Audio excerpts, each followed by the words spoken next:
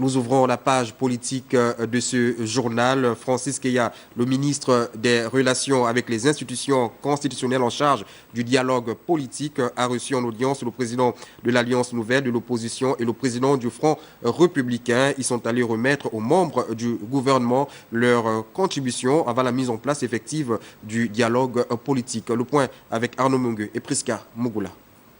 Voici leurs propositions en prélude à la tenue du dialogue politique inclusif voulu par le chef de l'État. Il s'agit du mémorandum de l'Alliance Nouvelle de l'opposition et celui du Front républicain. Nous avons donc proposé au gouvernement, c'est-à-dire les conditions du dialogue, l'avant, le pendant et l'après. Nous pensons que dans un premier temps, le cadre du dialogue doit se passer au Gabon avec les Gabonais et par les Gabonais. Nous pensons qu'on n'a pas besoin d'aller prendre les gens à l'extérieur pour diriger les travaux de ce dialogue.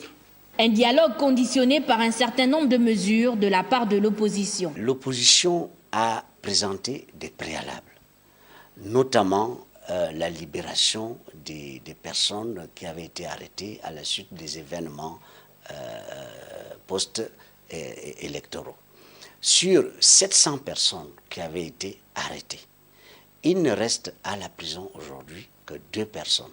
Nous avons demandé au pouvoir judiciaire d'essayer de mettre sur toute section pour que ces personnes, à la limite, soient jugées avant la mise en place de notre dialogue. S'ils sont nombreux à être favorables aux futures assises, il reste encore quelques poches de résistance. Sur 58 partis légalement reconnus, nous avons déjà consulté 54.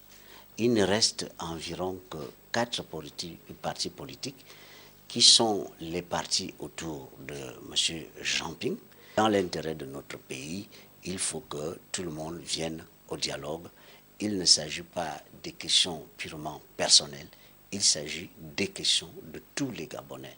Une commission ad hoc paritaire se tiendra avant la fin de l'année 2016 afin de jeter les bases du dialogue effectif dès janvier 2017.